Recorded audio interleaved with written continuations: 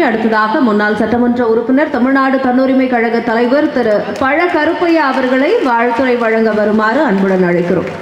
IAS அதிகாரி அதிகார வர்க்கத்திற்கு ஒரு முன்மாதிரியாக விளங்குகிற சகாயம் அவர்களே, அறப்போர் இயக்கத்தைச் சேர்ந்த ஜெயராமன் அவர்களே, தா பாண்டியன் போன்ற என்னுடைய நண்பர்களே, குழுமி இருக்கின்ற மரியாதைக்குரிய பெருமக்களே,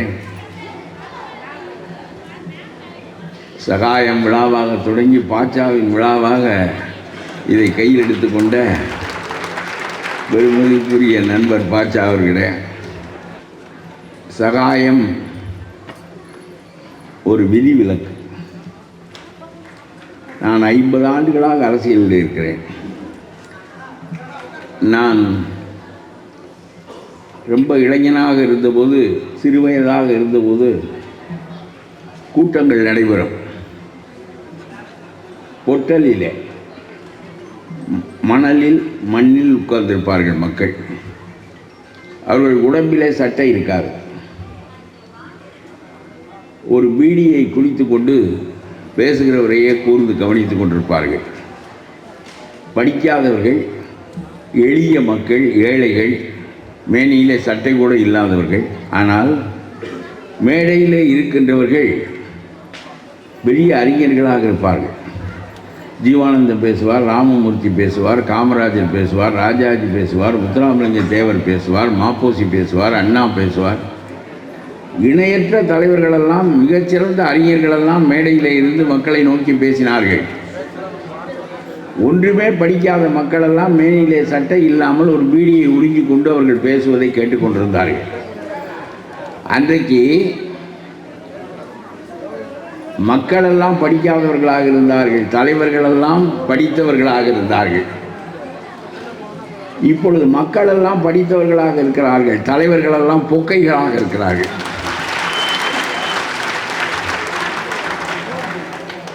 இது ஒரு முரண், ஐரணி என்று சொல்வார்கள். படித்த மக்கள் எத்தகைய தலைவர்களை பெற வேண்டும்? ஏன் எத்தகைய தலைவர்களை பெறவில்லை? படிக்காத மக்களுக்கு அவ்வளவு அறிவான தலைவர்களும் அவ்வளவு யோக்கியமான தலைவர்களும் எப்படி கிடைத்தார்கள்? அது காந்தி உருவாக்கிய இந்தியா. 1000 ஆண்டுகளுக்கு ஒரு முறை பிறக்கின்ற ஒரு தலைவன் முதலிலே விடுதலை போராட்டத்தை கையில் எடுப்பதற்கு முன்பு மக்களை பண்படுத்த நினைக்கின்றான். முதல் முறையாக மெய்மை என்பது முன்னிறுத்தப்பட்டது. முதல் முறையாக ஒரு நெறிசார் வாழ்க்கை பொது வாழ்க்கைக்கு அவசியம் என்பது எடுத்துரைக்கப்பட்டது. ஆகவே அவரால் உருவாக்கப்பட்ட மனிதர்கள் ஒரு 30-40 ஆண்டுகளாக சிறைக்கு போய் புடம் போடப்பட்டு தன்னலமற்ற வாழ்க்கை தான் பொது வாழ்க்கைக்கு உரியது என்கின்ற கருத்து காந்தியால் விதைக்கப்பட்டு அது வளர்க்கப்பட்டு அவர்கள் மீண்டும் விடுதலை பெற்று சுதந்திரத்திற்கு பிறகு ஆட்சிக்கு வந்தபோது மிகச்சிறந்த ஆட்சியினராக அவர்கள் விளங்கினார்கள். ஏனென்றால் தங்கத்தில் இருந்த கசடுகள் கூட தீயிலே பொசுக்கப்பட்டு வெளியே எடுக்கப்பட்டு விட்டது. அவர்களெல்லாம் ஒரு பெரிய பயனை கருத வேண்டும் என்று பொது வாழ்க்கைக்கு வரவில்லை. வெள்ளைக்காரன் நம்மை சிறையிலே வைப்பான், நாம் அந்த துயரத்தை ஏற்றுக்கொள்ள தயாராக இருக்க வேண்டும் என்று கருதி பொது வாழ்க்கைக்கு வந்தவர்கள். அவர்கள் கையிலே ஆட்சி கட்டில் கொடுக்கப்பட்ட போது ராஜாஜி போன்ற, காமராஜர் போன்ற மிகச்சிறந்த தலைவர்கள் இந்த நாட்டை ஆளுகின்ற வாய்ப்பு கிடைத்தது. ஒரு முதலமைச்சராக இருந்த ராஜாஜி தன்னுடைய வேட்டியை காலையிலே துவைத்து உலர வைத்து விட்டு அவர் தலைமைச் செயலகத்துக்கு போவார் என்கின்ற செய்திகளை எல்லாம் நாம் பழைய நூல்களிலிருந்து படிக்கின்ற போது வியப்பாக இருக்கிறது. காமராஜருடைய சட்டை பையில் எப்பொழுதும் 100 ரூபாய் இருக்கும். யாராவது ஒரு தியாகிக்கு ஊருக்கு போவதற்கு பணம் தேவைப்பட்டால் கொடுப்பார் என்பதை தவிர அவர் பணத்திற்குரிய மனிதராக வாழ்ந்ததே கிடையாது. நான் காமராஜரோடு 7-8 ஆண்டுகள் பழகியிருக்கிறேன். அவருக்கு கீழே தொண்டனாக இருந்திருக்கிறேன். ஆகவே அத்தகைய தலைவர்கள் எங்கே? இன்றைக்கு இருக்கிற தலைவர்கள் எங்கே? இன்றைக்கு நம்முடைய கூட்டத்திற்கு தலைமை ஏற்பதற்கு சகாயம் தேர்வு செய்த மிகச்சிறந்த தலைவர் நல்லகண்ணும். அவர் தகைசால் தமிழர் என்ற பட்டத்தை அவருக்கு அறிவிக்கப்பட்ட போது எனக்கு பதட்டமாக இருந்தது. ஒருவேளை நல்லகண்ணு இந்த பட்டத்தை எனக்கு வேண்டாம் என்று சொல்லிவிடுவாரோ என்று பதட்டமாக இருந்தது. ஏனென்றால் தகைசால் தமிழர் என்கின்ற பட்டத்தை தகைசால் மனிதர்கள் கொடுக்க வேண்டும் என்று எதிர்பார்ப்பாரோ என்று எனக்கு தோன்றியது. ஆனால் நல்லகண்ணு அவர்கள் அந்த பணத்தை திருப்பி கொடுத்து விட்டார், உன் பணம் வேண்டாம் என்று. சரி, கொடுத்த பட்டத்தை மரியாதை கருதி வைத்து கொண்டார். ஆகவே ரொம்ப தேடி ஒரு தகைசால் மனிதனை தேடுவதற்குரிய கடைசி கட்டம் அது. இன்னும் எத்தனை தகைசால் மனிதர்கள் அரசியலில் கிடைப்பார்கள் என்று எனக்கு தெரியாது. ரொம்ப பாழ்பட்டு விட்டது தமிழகம். நம்முடைய பாட்டாளி மக்கள் கட்சி தலைவர் ராமதாஸ் சொல்கிறார், என்னுடைய கட்சிக்காரனை, என்னுடைய ஜாதிக்காரனை நீ ஏன் துணை முதலமைச்சராக ஆக்கவில்லை என்று கேட்கிறார். உன் மகனை ஆக்கினாயே துணை முதலமைச்சராக, என்னுடைய ஜாதிக்காரனையும் ஆக்கலாமே என்று கேட்கிறார். நான் கேட்கிறேன், ஒரு யோக்கியனை, நேர்மையானவனை, அறிவானவனை, இந்த நாட்டை வழிநடத்தக்கூடிய தகுதி உடையவனை நீ ஏன் உன்னுடைய கட்சியில் உன் மகனுக்கு பக்கத்தில் ஒரு சிறந்த ஆட்சியாளனாக வைத்துக் கொள்ளக்கூடாது என்று கேட்பதற்கு பதிலாக என்னுடைய ஜாதிக்காரனை ஆக்கவில்லையே என்று கேட்டால் 10 நாளைக்கு பிறகு அந்த ஆளுடைய வீட்டில் ரெய்டு நடக்காது. யார் துணை முதலமைச்சராக ஆக்கப்பட வேண்டும், 4 நாள் கழித்து யார் வீட்டில் ரெய்டு நடக்குமோ அவர்களெல்லாம் துணை முதலமைச்சராக ஆக்கப்பட வேண்டும் என்று சொன்னால் இந்த நாடு இப்படித்தான் இருக்கும். நம்முடைய சிந்தனைகள், நம்முடைய தலைவர்கள் நமக்கு வளர்க்கின்ற சிந்தனைகள் ஜாதி சார்ந்தவையாக, பணம் சார்ந்தவையாக, தன்னலம் சார்ந்தவையாக, ஒரு குறுக்கு வழியில் போகின்றவை அப்படித்தான் இருக்கின்றன. அரசியல் கட்சியினுடைய பெரிய தலைவர்கள் எப்படி பேச வேண்டும், எப்படி வழி நடத்த வேண்டும், ஜாதிகள் என்ன செய்யும் என்று கேட்கிறேன். நிதிநிலை அறிக்கைகள் எல்லா மக்களுக்கும் தான் போடப்படுகின்றன. சட்டங்கள் எல்லாம் எல்லா மக்களுக்கும் ஒரு மாதிரியாகத்தான் இருக்கின்றன. அவர்கள் திருமணம் செய்வதற்கு வைத்திருக்கின்ற ஜாதிகளை அவர்கள் வைத்துக் கொள்ளட்டும். சமூக வாழ்விலே அரசியலுக்கும் ஜாதிக்கும் என்ன தொடர்பு இருக்கிறது? கக்கனை போல் ஒரு அந்தணர் நான் எழுதினேன் அந்த காலத்தில். கக்கன் ஒரு அந்தணர் என்று எழுதினேன். ஆகவே தகுதி உடையவர்கள் அந்த இடத்தில் இருக்காவிட்டால் துணை முதலமைச்சராக ஆகின்ற நிலைமையிலே தான் அவர் இருந்தார். அவர் உள்துறை அமைச்சராக இருந்தார்.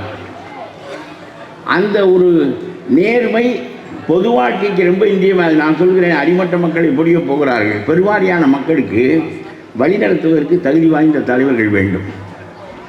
நம்முடைய சகாயம் அவர்கள் ஒரு அதிகாரியாக உள்ளே நுழைந்து ஒரு பொது வாழ்க்கைக்குரிய மனிதராக வெளியே வந்து விட்டார். அதிகார வர்க்கம் அவரை பிதிக்கி வெளியே சொல்லிவிட்டது.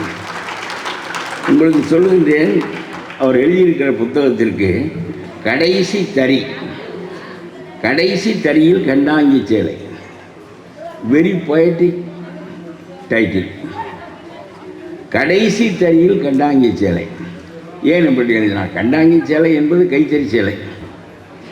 அது தென் மாவட்டங்களில் வழங்குகின்ற சொல். இங்கே இருக்கின்றவர்களுக்கு தெரியுமா என்று எனக்கு தெரியாது. கண்டாங்கி சொல் என்பது கைத்தறி சேலை.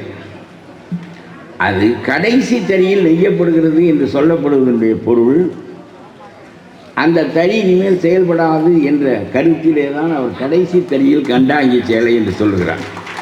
அதிகாரியாக நான் செயல்பட்டு அந்த கடைசி தரியில் நெய்யுகின்ற சேலை இதுதான். இது முடிந்த பிறகு நான் வெளியேறி விடுவேன், இனிமேல் நான் அந்த பணியை செய்ய முடியாது என்கின்ற கருத்திலே தான் கடைசி தரியில் என்கின்ற சொல்லை அவர் பயன்படுத்தியிருக்க வேண்டும். அவர் கண்டாங்கி நெய்கின்றவர், அதிகாரியாக இருக்கின்றவர், மக்களுக்கு அந்த அதிகாரத்தின் மூலம் நன்மை செய்ய போனவர், செய்தவர். ஆனாலும் கூட கடைசி தறி என்று அவர் போட்டதற்கு அடிப்படை காரணம் அவ்வளவுதான். கடைசியிலே என்னை விஞ்ஞானத்துறையில் கொண்டு போய் தள்ளிவிட்டார்கள், என்னுடைய IAS பதவி முடக்கப்பட்டு விட்டது என்று எழுதுகிறார். ஆகவே முடக்கப்பட்டு விட்டது, இனிமேல் அந்த அதிகாரத்தை கொண்டு மக்களுக்கு நன்மை செய்கின்ற நிலைப்பாடு என்பது எனக்கு இல்லை. ஆகவே கடைசி தெரியில் கண்டாங்கி சேலையை நெய்துவிட்டு நான் வெளியேறுகிறேன் என்கின்ற பொருளிலே தான் அவர் அப்படி சொல்லியிருக்க வேண்டும் என்று நான் நினைக்கின்றேன். ஆகவே ரொம்ப நல்ல நடையில் எழுதியிருக்கிறார். 300 பக்கம் இருக்கிறது. பாட்சா எனக்கு அது கொடுத்து அனுப்பினார். 1.5 நாளாக அந்த புத்தகத்தை தான் படித்து கொண்டிருந்தேன் முழுமையாக.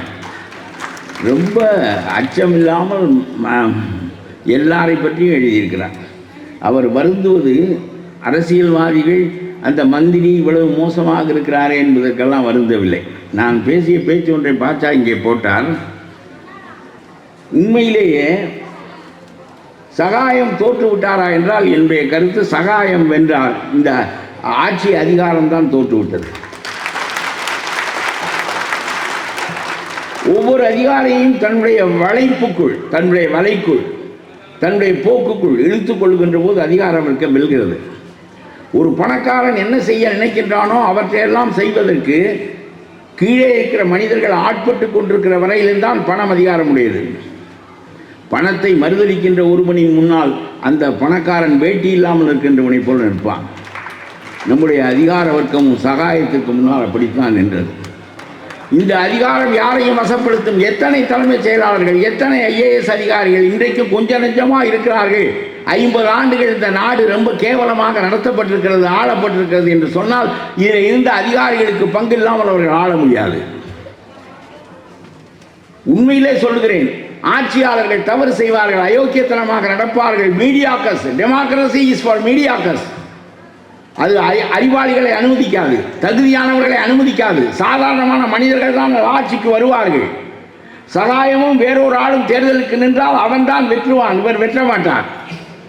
அதுதான் ஜனநாயகத்தினுடைய தன்மை. ஜனநாயகம் என்பது அறிவாளிகளின் அமைப்பு அல்ல, பெருவாரியான மக்களின் அமைப்பு. பெருவாரியான மக்கள் ஜாதி சார்ந்து நிற்பார்கள், பணம் சார்ந்து நிற்பார்கள், பிறவற்றை சார்ந்து நிற்பார்கள்.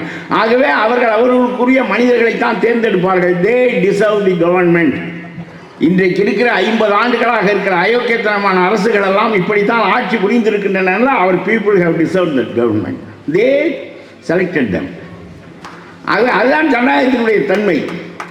ஆனால் அதிகார வர்க்கம் அப்படி இருக்கக்கூடாது. ஆட்சியாளர்கள் அப்படி இருக்கட்டும், அதிகார வர்க்கம் அப்படி இருக்கக்கூடாது. படித்திருக்கிறாய், மேல்நிலை படிப்பு படித்திருக்கிறாய், இந்தியா முழுவதும் கடைத்தெடுத்து சில மனிதர்களில் ஒருவராக நீ தேர்வு செய்யப்பட்டிருக்கிறாய். ஆட்சி அதிகாரம் உன்னுடைய கையில் கொடுக்கப்பட்டிருக்கிறது. வேறு அதிகாரிகளாக, இன்ஜினியராக, டாக்டராக, பிற நிலைகளில் இருப்பவர்களாக இருப்பது என்பது வேறு. மக்களின் மீது அதிகாரம் செலுத்துகின்ற அதிகாரியாக இருப்பது என்பது வேறு. அத்தகைய அதிகார வர்க்கத்தில் ஒருவனாக நீ வருகிறாய். எவ்வளவு பெரிய நிலை, எவ்வளவு பெரிய நிலை!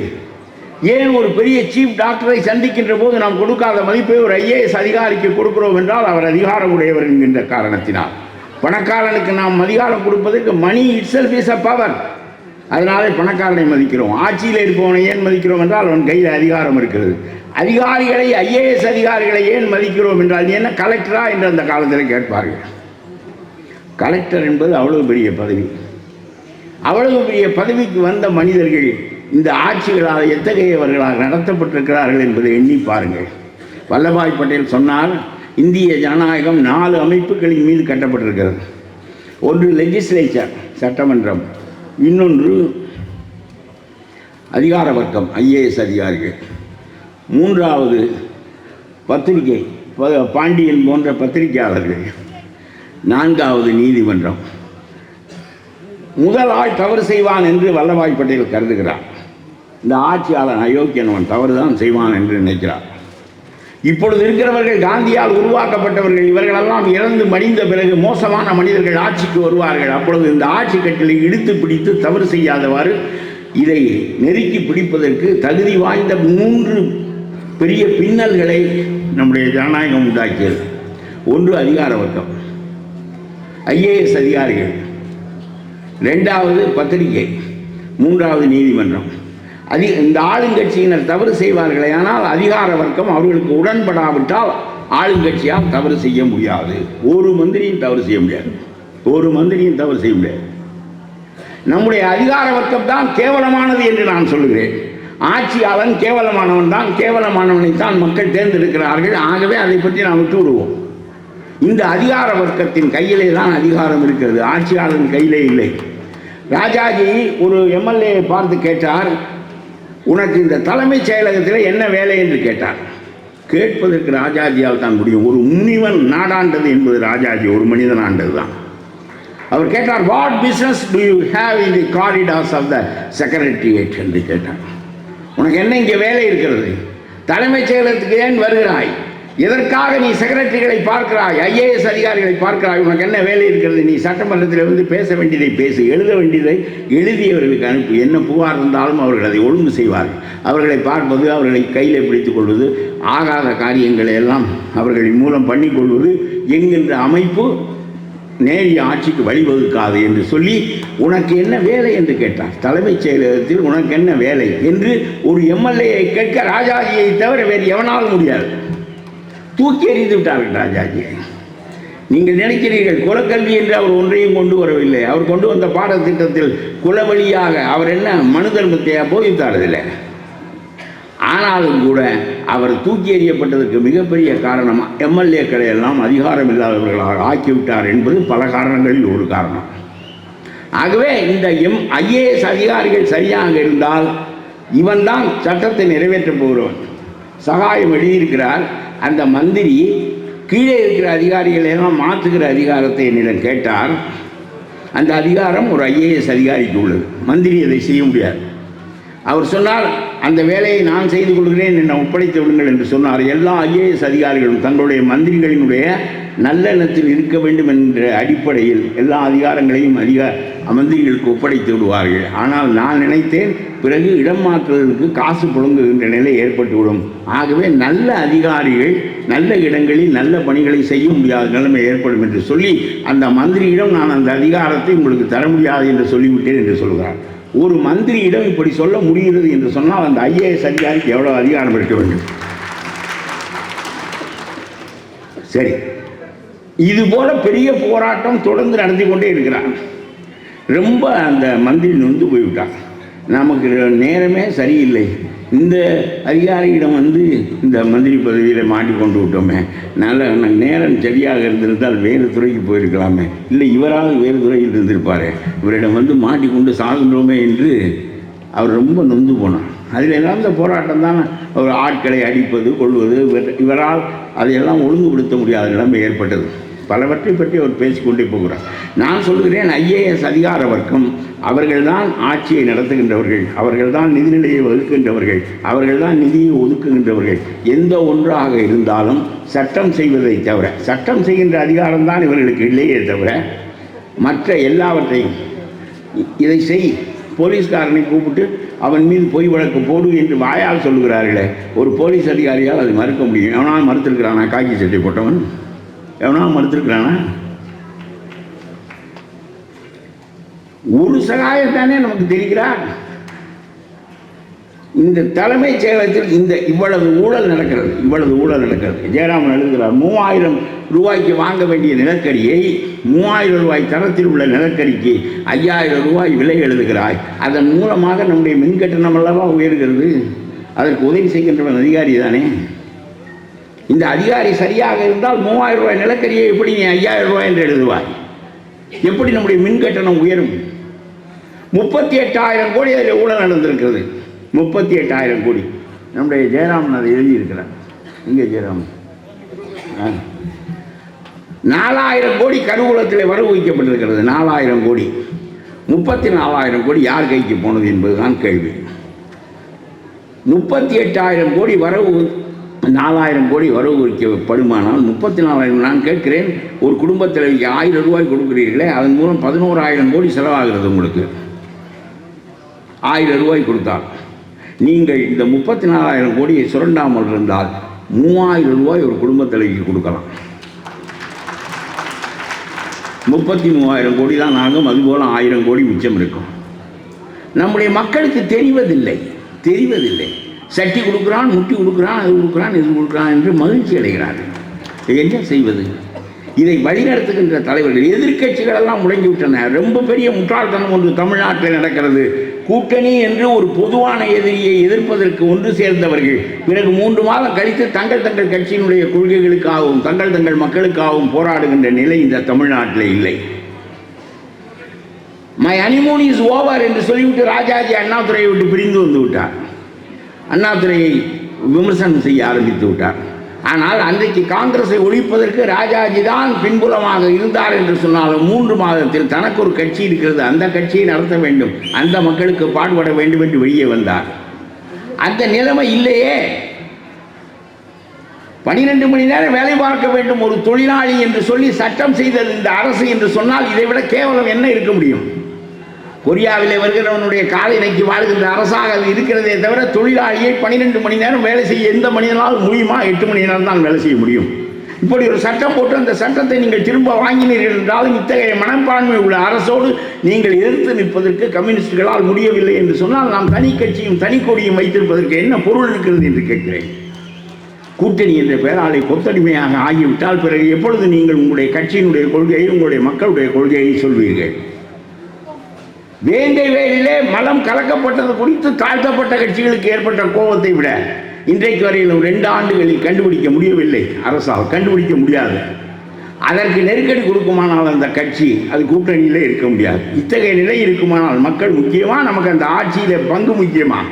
இவனால் 4 எம்எல்ஏ வந்தால் என்ன, வராவிட்டால் என்ன? நம்முடைய தொழிலாளிகளின் நலன் முக்கியமா, 2 பேர் எம்பி ஆவது முக்கியமா? இத்தகைய மனநிலையை கூட்டணியின் பெயராலே உண்டாக்கிவிட்டு அவர்கள் ஒரு கருத்து முன்வைக்கிறார்கள். நாங்கள் மேலே இருக்கிற மோடியை எதிர்ப்பதுதான் எங்களுக்கு மிகப்பெரிய நோக்கம். ஆகவே ஏடி மோடியை எதிர்க்கிற இன்னொருவன் வந்தால் அவன் பிடிமா, அவன் ஓட்டை பிரிக்கிறான். என்னென்ன வாதங்கள் இருக்கிறார்கள், அறிவுக்கு பொருந்தாத வாதங்கள். நான் ஒன்றை சொல்லிவிட்டு சகாயம் பேச வேண்டும், அவர் நிறைய செய்திகள் சொல்ல வேண்டும் என்று சொல்லுகிறேன். இந்த அரசு எப்படி நடக்கிறது என்பதற்கு உங்களுக்கு ஒரு கதை சொல்கிறேன். இதை நம்முடைய கல்வி அமைச்சர் சொல்லுகிறார். பிஎம் ஸ்ரீ மத்திய அரசாங்கத்தினுடைய நிதியில் 200 கோடி ரூபாய் அவர்கள் தர மறுக்கிறார்கள். அதனாலே வாத்தியார்களுக்கு சம்பளம் போட முடியவில்லை என்று சொல்லுகிறார். எனக்கு ரொம்ப ஆச்சரியமாக போய்விட்டது. 48,000 கோடி கல்வி இலாக்காவிலே வரவு செலவு நடக்கிறது. இந்த 200 கோடியை மத்திய அரசாங்கம் அவன் இந்தியை கற்பித்தால் தருகிறேன் என்று சொல்கிறான். அவன் வைத்திருக்கிற திட்டம் அது நவோதயா திட்டம், கேந்திராலயா திட்டம் போல அவன் ஒரு பிஎம் ஸ்ரீ திட்டம் வைத்திருக்கிறான். போடா நவோதயா வேண்டாம், கேந்திராலயா வேண்டாம் என்று தூக்கி எறிந்தது போல உங்கள்கிட்ட பிஎம் ஸ்ரீ பண்ணிட்டு வேண்டாம் போடா, உங்கள்கிட்ட இந்தியை நாங்கள் ஏற்றுக்கொள்ள மாட்டோம் என்று சொல்ல வேண்டியதானே? ஆஹா, பாருங்கள், ஒரு 200 கோடி ரூபாய் தராதினால் எங்களுடைய ஆசிரியர்களுக்கு சம்பளம் போட முடியவில்லை. 48,000 கோடி வரவு செலவு நடக்கிறது. அதில் 200 கோடி இல்லாததால் என்ன சம்பளம் நின்று விட்டது என்று எனக்கு புரியவில்லை. நான் நினைத்தேன், ஒரு ஊரில் ஒரு செட்டியார் இருந்தார், ரொம்ப பெரும் வசதியுடையவர். அந்த காலத்தில் கண்ணக்கோல் வைப்பது வழக்கம், மன்னர்கள் காலம். ஆகவே ஒரு திருடன் ரொம்ப நாளாக கவனித்து கொண்டிருந்தான். ஒரு தடவை ஒரு வீட்டில் கண்ணக்கோல் போட்டு அடித்தால் அதோடு நம்ம வாழ்க்கையில் செட்டில் ஆகிவிட வேண்டும் என்று முடிவு செய்து செட்டியார் வீட்டை குறி வைத்தான். வெகு நாளாக போக வர நோட்டம் பார்த்து கொண்டே இருந்தான். ஒரு அமாவாசை இருட்டு அன்றைக்கு நாம் இந்த கண்ணக்கோலை அங்கே வைப்பது என்று சொல்லி, கண்ணக்கோல் என்பது செவரை தோண்டி உள்ளே நுழைந்தது. அந்த காலத்து சுவர்கள் அப்படித்தான். ஆகவே ஒரு பக்கம் தோண்டி ஒரு ஆள் உள்ளே நுழைந்து விடலாம் வைப்பது என்று முடிவு செய்தான். ஒரு அமாவாசை இரவு வந்தது, கும்மிருட்டாக இருந்தது. ஆள்களை கூட்டிக் கொண்டு வந்தான். வந்து கண்ணக்கோல் வைத்தான். இவன் உள்ளே அதை தோண்டி விட்டு, சுவரை தோண்டி விட்டு இவன் உள்ளே நுழைந்து விட்டான். செட்டியாருக்கு தெரியாது, தூங்கி கொண்டு வந்தான். இவன் உள்ளே நுழைந்தவுடன் இவன் தோண்டியதை தாங்கவில்லை அந்த மண் சுவர். பொதுக்கென்று அந்த சுவரே விழுந்து திருடன் செத்து போய்விட்டான். அவனால் வெளியே வர முடியவில்லை. பூரா மணலும் அவன் மீது கல்லு எல்லாம் கொட்டி செத்து போய்விட்டான்.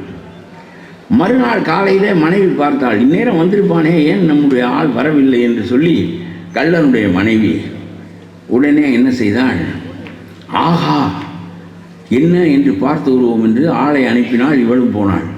கடைசியிலே சுவர் கொட்டி விழுந்து செத்து போனான் என்ற செய்தி இவளுக்கு தெரிய வந்தது.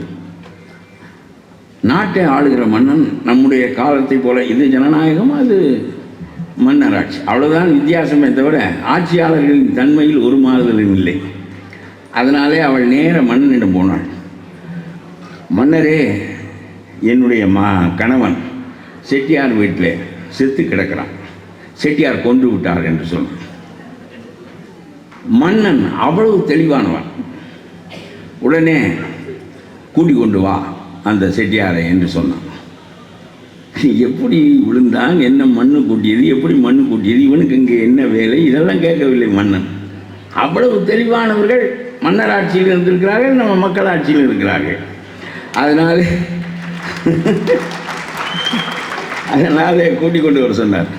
செட்டியார் போனார். ஆகா, படு முட்டாளாக இருக்கிறான் மன்னன், இவனுடைய போக்குப்படி போனால்தான் நாம் தப்பிக்க முடியும். ஏங்க, அவன் திருட வந்திருக்கான், கள்ளக்கோல் வைத்தான், கல்லும் மண்ணும் மூடி இறந்து போனான் என்று சொன்னால் மன்னனுக்கு விளங்காது. அதனால் அவன் போக்கிலேயே போவோம் என்று முடிவு செய்து அவர் சொன்னார், ஐயா, இந்த சுவர் இடிந்து விழுந்து செத்து போய்விட்டான். அந்த சுவர் இடிந்து விழுந்து செத்ததுக்கு யார் காரணம்? இந்த கொத்தன். இவன் ரொம்ப மோசமான கொத்தனாக இருந்திருக்கிறான்.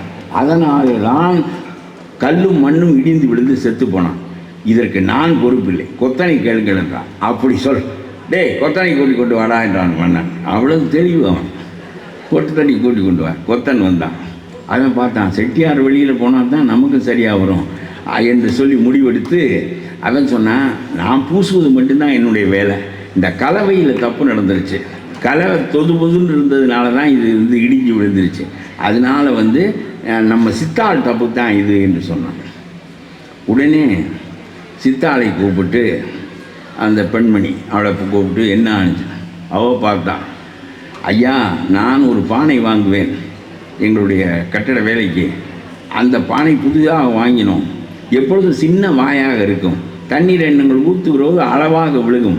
இந்த தடவை நம்முடைய மண்பாண்டம் செய்கின்றவன் பெரிய அகண்ட வாயாக வைத்து தந்து விட்டான். அதனாலே அதிக தண்ணீர் ஊற்றி விட்டது. நான் பொறுப்பில்லை, இவன் ஒழுங்காக எப்பொழுதும் போல் தந்திருந்தால் அவன்தான் பொறுப்பு என்று சொன்னார். உடனே அவனை கூப்பிட்டார்கள். எல்லாம் ஒரே முடிவுக்கு வந்துட்டான். இதே போக்கில் தான் போகணும் இந்த மன்னன்ட்டு, இல்லாவிட்டால் சாக வேண்டியதான் முடிவுக்கு வந்து அவன் சொன்னான், ஐயா நான் எப்பொழுதும் ஞாபகமாக மண்ணை பிசைந்து பானை வணைவேன். அப்படி வணைந்து கொண்டிருக்கிறது இந்த ஊர் தாசி அது வழியாக நடந்து போனாள். நான் அவளை பார்த்து கொண்டே வாயை அகலமாக வைத்து விட்டேன். அவள் தழுக்கு என்று நடந்து போனதால் இது நடந்தது. அவள் பாட்டுக்கு ஒரு ஓரமாக நம்முடைய கவனத்தை கவராமல் போயிருந்தால் இது நடந்திருக்காது. உடனே மன்னன் அவளை கூட்டிக் கொண்டு வர சொல்லிவிட்டான். அவள் போனாள். ஆகா ரொம்ப கதை மோசமாக இருக்கிறது என்று சொல்லிவிட்டு அவள், நான் பொற்கொள் என்று நகை கொடுத்த போயிருந்தேன். நான் எப்பவும் வீதியில் வருவதே இல்லை பகலில். ஏனென்றால் இப்படி ஆளுதான் இருக்கிறாங்க. இந்த மாதிரி தான் நடக்குங்கிறதுனால நான் ராத்திரியில் தான் வருவேன், பகலில் வருவதே இல்லை. அன்னைக்கு ரொம்ப அவசரம் அந்த பொற்கொள்கிட்ட போய் எனக்கு நகை செய்ய கொடுத்தேன். ஏண்டா 3 மாதம் ஆச்சுன்னு கேட்பதற்காக நான் போனேன். அவன் சுணக்காமல் இருந்திருந்தால், நேரத்தோடு எனக்கு அந்த நகையை செய்திருந்தால் நான் வெளியே போக வேண்டிய தேவை ஏற்பட்டிருக்காது, என்னுடைய பானை அகன்றிருக்காது அப்படின்னு சொன்னான். உடனே பொற்கொள்ளனை கூப்பிட்டாங்க. ஐயா இவன்ட்டு தான் முதல்ல ஆர்டர் வாங்கினேன், செய்வதற்காகத்தான் இருந்தேன். நீங்கள் அந்த அந்தப்புறத்தில் ஒரு அவள் எனக்கு உத்தரவு போட்டு உடனே எனக்கு இன்னைக்குள்ள நகையை கொண்டு வரலைன்னா உனக்கு கழுத்து போயிரும்டா. அதுக்காக போங்கடா, வழக்கே தள்ளுபடி போங்கடா. அந்த மாதிரி ஒரு ஆட்சியில் சொல்கிறான் பாருங்க, 200 கோடி ரூபா மைய அரசிலிருந்து கல்வித்தொகை தரவில்லையாம். அதனாலே 48,000 கோடி புலம்புகிற கல்வித்துறையில் வாத்தியாருக்கு சம்பளம் போட முடியவில்லையாம். பாருங்க, பானை வாய் அகன்றதுக்கு இந்த பொம்பளை போனது காரணங்கிறது மாதிரியாவே இருக்கிறதா? இதுதான் இந்த ஆட்சி. இந்த ஆட்சியில் நம்முடைய சகாயம் இல்லாமல் இருந்தது ரொம்ப நல்லது. தாங்க முடியாது. முன்பு இருந்தே இவட கடைசியிலே அவருக்கு ஏதோ கர்த்தருடைய அருள் இருந்ததினாலே அவர் வெளியே வந்து விட்டார்.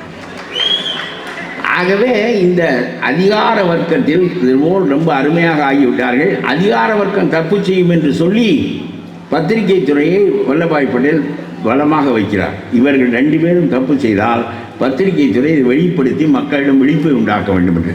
எந்த பத்திரிகை துறையும் விழிப்பை உண்டாக்குவதில்லை, எல்லாம் விளம்பரம். ஒரு வார பத்திரிகையில் பார்த்தீர்களேனால் நம்முடைய உதவி முதலமைச்சருடைய பிறந்த நாளைக்கு 32 பக்கம் விளம்பரம் இருக்கிறது. இவன் என்ன எழுதுவான் இந்த அரசாங்கத்தை பற்றி? ஆக விளம்பரங்களால் பத்திரிகைகள் தோற்றுவிட்டன, நியாயத்தை நீதியை இழந்து விட்டன. அரசாங்கங்கள் தான் பெரிய விளம்பரதாரர்களாக இருக்கிறது. ஆகவே பத்திரிகை துறை நாம் நினைத்தபடி இல்லை. இதற்கு அடுத்தபடி ஒன்றே ஒன்று இருக்கிறது, நீதிமன்றம். நீதிமன்றம் ஒரு 2 கட்டானாகவும் இருக்கிறது, நல்லதும் செய்கிறது. என்ன, மிகச்சிறந்த தீர்ப்புகளையும் வழங்குகிறது, மிக மோசமான தீர்ப்புகளையும் வழங்குகிறது. அதனாலே உங்களுக்கு ஒன்று சொல்கிறேன். ஒரு மந்திரி இருந்தார், அவர் இதோடு முடித்துக் கொள்கிறேன். ஒரு மந்திரி இருந்தார், அவர் ஏகப்பட்ட லஞ்சம் வாங்கினார். அவர் போக்குவரத்து துறையில் டிரைவர் வேலை, கண்டக்டர் வேலையெல்லாம் போடுவதற்கு பணம் வாங்கி விட்டார். அப்புறம் அது ஒரு ஆட்சியில் பிறகு வழக்கு நடந்தது. வழக்கு நடந்த பிறகு எல்லாரையும் கூப்பிட்டு என்ன என்று கேட்டார். நீங்கள் இந்த பணத்தை ஏமாற்றிட்டீங்கன்னு விஷயம். சரி, எல்லா பணத்தையும் திருப்பி தந்துடுறேன்ட்டார். திருப்பி தந்துட்டு கோர்ட்டில் சொன்னார், நான் வாங்கியது உண்மை, அந்த பணத்தை எல்லாம் திருப்பி கொடுத்து விட்டேன். ஆகவே இந்த வழக்கை தள்ளுபடி செய்ய வேண்டும் என்று சொன்னார். நம்முடைய ஹைகோர்ட்டு தள்ளுபடி செய்தது. அதுதான் ரொம்ப முக்கியமானது. வாங்கிய பணத்தை திருப்பி கொடுத்து விட்டால் அந்த வழக்கு தள்ளுபடியாகும் என்கின்ற புதிய நடைமுறை நம்முடைய நீதிமன்றத்தால் நடைமுறைக்கு வந்தது. அவர் வெளியாகிவிட்டார். சுப்ரீம் கோர்ட் நீதிபதி இந்த வழக்கை தானாக எடுத்து வைத்துக்கொண்டு லஞ்சம் வாங்கியதை திருப்பி கொடுத்து விட்டால் நீ விடுதலை ஆகி விடலாம் என்றால் திருடன் திருடியதை கொண்டு போய் திரும்ப வைத்து விட்டேன், என்னை விடுதலை செய் என்று சொல்லுவான் என்று சொல்லி சுப்பிரமணியம் என்கின்ற ஒரு பெரிய உச்ச நீதிமன்ற நீதிபதி அந்த வழக்கை திரும்ப இழுத்து நடத்துகிறார் என்று சொன்னார். மீண்டும் அந்த வழக்கு நடக்கிறது. அதிலே தான் அவர் சிறைக்கு போனார். சிறைக்கு போனவுடன் தனியாக தான் போனார். உடனே நீ உனக்கு ஏதாவது ஒரு மதிப்பு வேண்டாமா என்று சொல்லி சிறையில் இருக்கிற மனிதனை மந்திரியாக ஆக்கினார் நம்முடைய முதலமைச்சர். கவர்னர் சொன்னார், இதற்கு எப்படி நான் பதவி பிரமாணம் செய்து வைக்க முடியும், ஆகவே இது சட்டப்படி தப்பு என்று சொன்னார். அதெல்லாம் கிடையாது, சட்டப்படி அது என்னுடைய உரிமை, முதலமைச்சருடைய உரிமை, யாரையும் மந்திரி ஆக்குவேன், அது கழுதையை கூட ஆக்குவேன், அதை பற்றியெல்லாம் நீங்கள் கேட்க முடியாது என்று சொன்னார். கோர்ட் ஒத்துக்கொண்டது. அவர் மந்திரியாகவே சிறையில் இருந்தார். இந்த நாட்டிலே போய் இவர் என்ன மாறுதல் செய்ய வேண்டும் என்று நினைத்தார். ஏங்க, சிறையில் இருப்பவனை மந்திரி ஆக்குவேன் என்று சொன்னால் அவன் என்ன பண்ணுவான், அப்புறம் ஜெயிலர் டே வெளியே போய் படுத்துக்க, நான் அந்த குளிரூட்டி அறையில் நான் படுத்துக் கொள்கிறேன், செல்லில் போய் ஜெயிலர் படுத்துக்கொள்வான், நம்ம மந்திரி ஜெயிலர் ரூமில் ஏசியில் படுத்துக்கொள்வார். ரொம்ப கேவலமாக நடக்குது, எதுவுமே சொல்ல முடியாதது. தேவடியார் தெருவில் பத்தினி மோசமானவங்க என்பது போல இன்றைய நிலைமை இருக்கிறது என்பதுதான் முக்கியமானது. இதில் நம்முடைய சகாயம் ரொம்ப நேர்மையாக இருந்து வெளியே வந்தார் பாருங்கள், அதுதான் இதில் சிறப்பு. போடா, இதற்கு துணை போவதை விட நான் வெறும் ஆளாக வீதியில் திரிவது நல்லது என்று ஒரு தீமைக்கு துணை போக மாட்டேன் என்று சொல்லுகின்ற மனிதன் தலையாய மனிதன். இன்றைக்கு அதிகார வர்க்கம் தீமைக்கு துணை போய் கொண்டிருக்கிறது, நம்முடைய பத்திரிகை துறை தீமைக்கு துணை போய் கொண்டிருக்கிறது, நீதிமன்றங்கள் ரெண்டும் கட்டானாக இருக்கின்றன. பல வழக்குகள், ஒரு 20 தடவை தப்பு செய்த ஒருவனை நீதிமன்றம் ஒவ்வொரு தடவும் ஜாமீனில் விட்டு கொண்டிருந்தால் அப்போ அண்ணா பல்கலைக்கழகத்துக்கு நுழைவானா மாட்டானா? 21வது தடவை ஜாமீனில் வரலாம்ல. ஹிஸ்ட்ரி ஷீட்டரையெல்லாம் பிடித்து ஒழுங்குபடுத்தி அவனை உள்ளே வைக்கின்ற தன்மை நம்முடைய நீதிமன்றத்துக்கு இல்லையே. ஆகவே இதில் பேசுவதற்கு ஒன்றும் இல்லை. எனக்கெல்லாம் என்ன, இன்னொரு 10 வருஷம் இந்த இருந்த வாழ்க்கையை நடத்தி விட்டு போக வேண்டியதான். இன்னும் என்னோட கூடுதலான காலம் சகாயத்திற்கு தான் சிரமம் இருக்கும் என்று நான் நினைக்கின்றேன். ஆகவே கடைசியாக ஒரே ஒரு விஷயத்தை மட்டும் சகாயத்தை பற்றிவிட்டு சொல்லிவிட்டு விடைபெற வேண்டும் என்று நான் விரும்புகின்றேன். சகாயம் செய்த தப்பு என்ன என்றால், கோவணம் கட்டாத ஊரில் கோவணம் கட்டிய பைத்தியக்காரன்.